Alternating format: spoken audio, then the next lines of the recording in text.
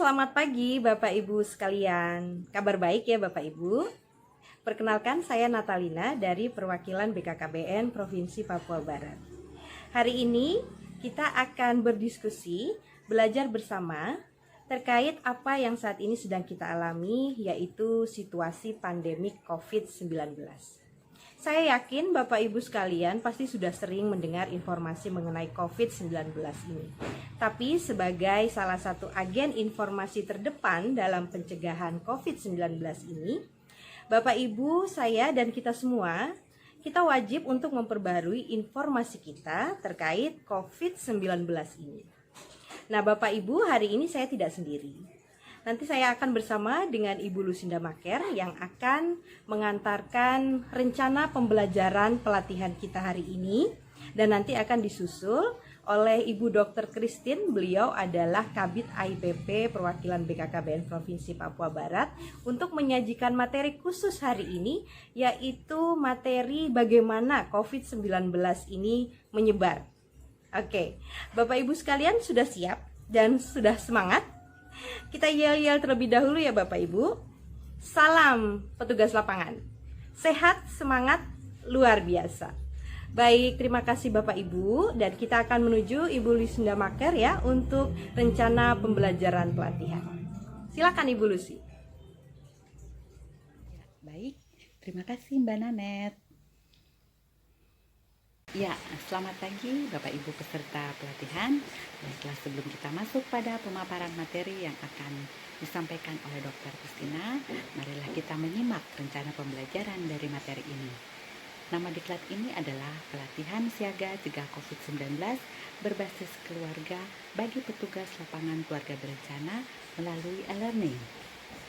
Mata diklat ini adalah konsep virus corona atau COVID-19. Mata diklat ini membahas tentang konsep COVID-19 dan cara penyebarannya. Untuk tujuan pembelajaran sebagai kompetensi dasar, bahwa setelah mengikuti pembelajaran ini, peserta diharapkan mampu untuk menjelaskan tentang konsep COVID-19 dan cara penyebarannya. Sebagai indikator keberhasilan setelah mengikuti pembelajaran ini, peserta diharapkan mampu menjelaskan tentang konsep COVID-19 dan menjelaskan cara penyebaran dari virus corona atau COVID-19.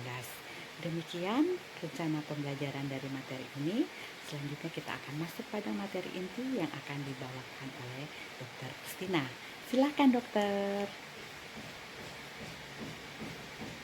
Selamat pagi Bapak Ibu sekalian peserta TOT yang berbahagia di pagi hari ini. Saat ini kami akan menyampaikan tentang materi COVID-19. Apa itu pengertian dari COVID-19, kemudian ciri-ciri orang yang terkena COVID-19, siapa saja yang bisa terkena COVID-19, dan bagaimana penyebaran dari COVID-19 ini. Bapak Ibu sekalian, WHO menetapkan COVID-19 ini sebagai pandemi. Kasus ini terus berkembang hingga adanya laporan penularan dan kematian di berbagai negara di dunia, termasuk Indonesia dan terlebih khususnya di Provinsi Papua Barat. Penggolongan seseorang dalam kasus COVID-19 ini yaitu pasien dalam pengawasan atau PDP ataupun suspek, kemudian orang dalam pemantauan atau ODP, kemudian orang tanpa gejala atau OTG. Data kasus COVID terbaru per 24 April tahun 2020 di Provinsi Papua Barat yaitu OTG sebanyak 293 kasus, ODP 803 kasus, PDP 60 kasus, positif 15, meninggal 1 dan sembuh 0. COVID-19 ini adalah virus yang menyerang sistem pernapasan manusia. Pada kasus COVID-19 yang berat dapat menyebabkan pneumonia, sindrom pernapasan akut, gagal ginjal, dan bahkan kematian. COVID-19 ini dapat menyerang semua usia dan umumnya pada usia dewasa menengah dan usia tua.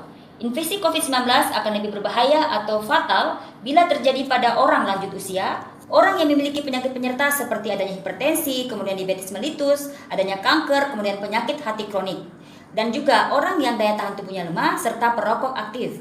Pada usia anak-anak umumnya tidak ada gejala dan apabila terinfeksi pun hanya ringan, walaupun ada beberapa kasus yang melaporkan adanya gejala berat. Tanda dan gejala umum infeksi COVID-19 ini dibagi 3, yaitu ringan, berat, dan sedang. Secara umum gejalanya ada 3, yaitu demam di atas 38 derajat Celcius, kemudian adanya batuk dan adanya sesak nafas. Infeksi COVID-19 ini diperkuat apabila gejala muncul pada seseorang yang dengan riwayat perjalanan 14 hari sebelum muncul gejala dari daerah atau negara yang terjangkit COVID-19 atau daerah epicentrum ataupun dari zona merah. Kemudian adanya riwayat merawat atau kontak erat dengan penderita COVID-19. Bagaimana cara penyebaran virus COVID-19 ini? Yaitu kita bagi menjadi dua, yaitu secara langsung dan secara tidak langsung. Yang mana secara langsung ini melalui droplet atau percikan yang keluar saat batuk dan bersin dengan jarak 1-2 meter dari orang yang batuk atau bersin tanpa ditutup. Kemudian secara tidak langsung ini, droplet tumpah ke permukaan benda, kemudian kita menyentuh dengan tangan, kemudian tangan kita menyentuh wajah, mata, hidung, mulut tanpa kita mencuci tangan terlebih dahulu.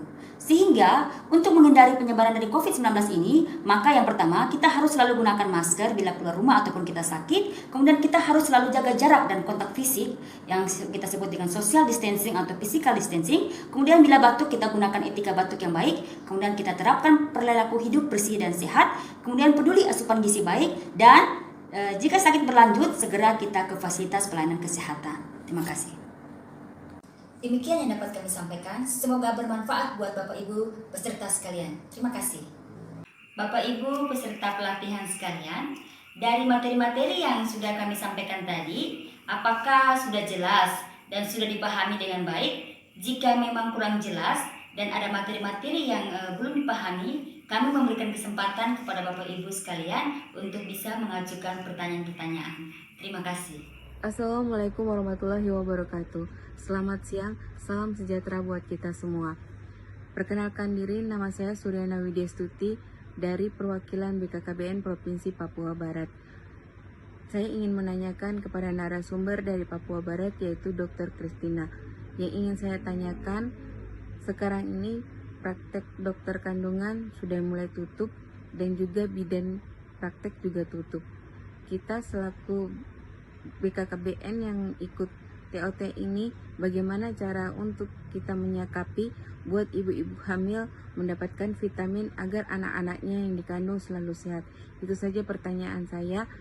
Wabillahi taufiq wal hidayah. Wassalamualaikum warahmatullahi wabarakatuh. Selamat siang. Terima kasih untuk pertanyaannya Ibu Suryana Widyastuti. Saya langsung jawab ya. Jadi kalau di Manokwari ini dokter-dokter kebidanan atau dokter obgyn ini dan bidan-bidan juga itu mereka masih tetap praktek ya.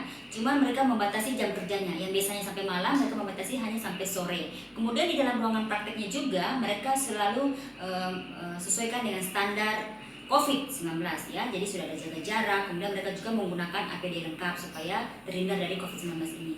Kemudian untuk ibu hamil saya sarankan juga ya, kalau memang tidak terlalu penting untuk memisahkan kehamilannya, ya seharusnya tidak perlu datang, tetapi bisa melalui SMS ataupun WA. Tetapi kalau misalnya ada keluhan, kemudian juga pada trimester pertama, memang harus disarankan ke dokter praktek, tetapi standar COVID juga harus tetap diperhatikan. Bapak Ibu peserta pelatihan sekalian, apakah masih ada yang ingin ditanyakan kembali?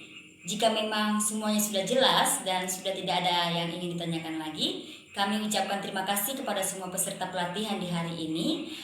Kemudian waktu selanjutnya kami kembalikan ke Ibu Natalina. Terima kasih. Baik, Ibu Dokter, terima kasih. Nah, bagaimana Bapak Ibu sekalian? Sudah jelas apa yang disampaikan oleh Ibu Dokter tadi? Baik, kalau tidak ada pertanyaan lagi dan semua sudah jelas, maka pelatihan kita di sore hari ini kita akhiri sampai di sini. Kami tim fasilitator undur diri. Lain waktu kita berjumpa kembali ya Bapak Ibu. Jangan lupa untuk beri informasi yang benar. Kita bersama-sama cegah COVID-19. Selamat sore dan sampai jumpa lagi.